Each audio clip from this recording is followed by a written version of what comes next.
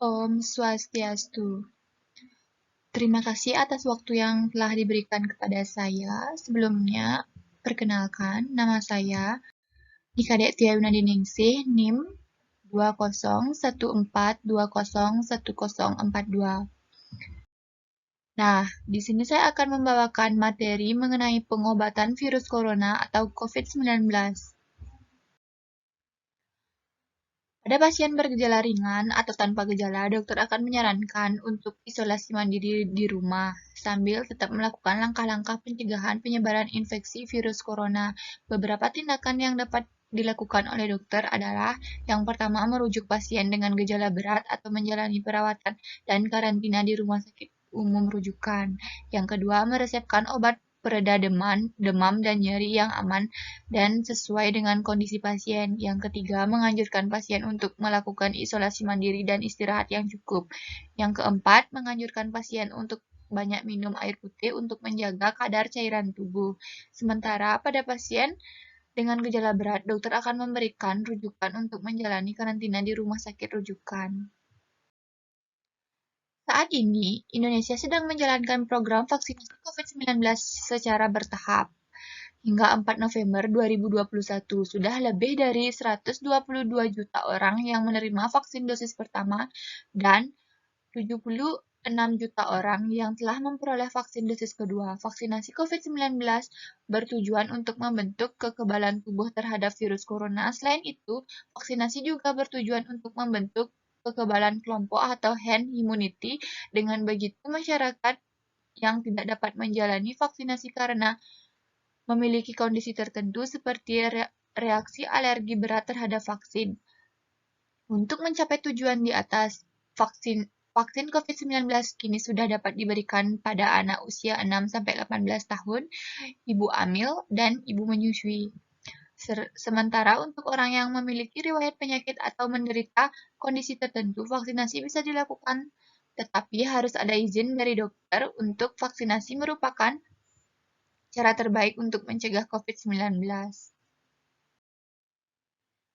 Namun, kita juga harus tetap menghindari faktor-faktor yang bisa menyebabkan kita terinfeksi virus corona, yaitu yang pertama, terapkan physical distancing, yaitu menjaga jarak minimal 1 meter dari orang lain, dan jangan dulu keluar rumah kecuali ada keperluan mendesak.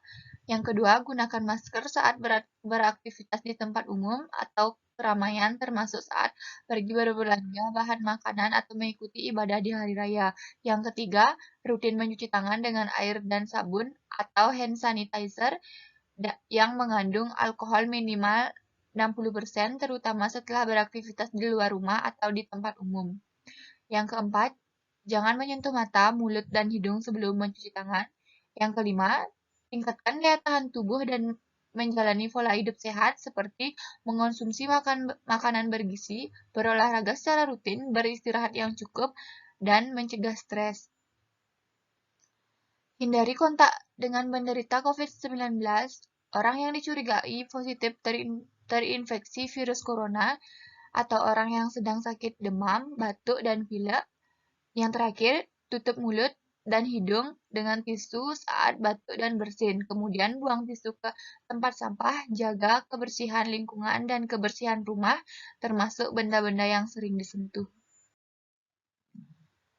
Nah, saran saya terhadap pengobatan COVID-19 tersebut, yaitu sarannya seperti kelompok masyarakat, komunitas lansia, dan para individu harus memastikan mereka memiliki informasi tentang fasilitas kesehatan di daerah mereka yang kemana harus mencari bantuan terkait COVID-19. Yang pertama, ada jika seseorang sedang melakukan isolasi mandiri atau memiliki keterbatasan gerak, tawarkanlah untuk membantu mereka berbelanja bahan makanan dasar atau obat-obatan. Bila memungkinkan, antarkanlah ke depan pintu rumah mereka sambil tetap menghindari kontak dengan lansia tersebut. Yang kedua, ada jika Anda curiga seseorang terinfeksi COVID-19, mintalah orang tersebut untuk terdiam di rumah dan mengisolasi diri dari anggota keluarga sebisa mungkin. Anda juga harus menghubungi fasilitas kesehatan setelah dan mengikuti saran yang diberikan. Yang terakhir itu ada jika Anda disarankan untuk membawa seorang lansia ke fasilitas kesehatan, hindari menggunakan transportasi umum, baik lansia maupun pendampingnya harus menggunakan masker. Nah, sekian materi dari saya. Apabila ada kesalahan maupun yang disengaja maupun tidak sengaja, saya mohon maaf sebesar-besarnya. Sekian dari saya tutup dengan Pramusanti. Om Santi Santi Santi Om.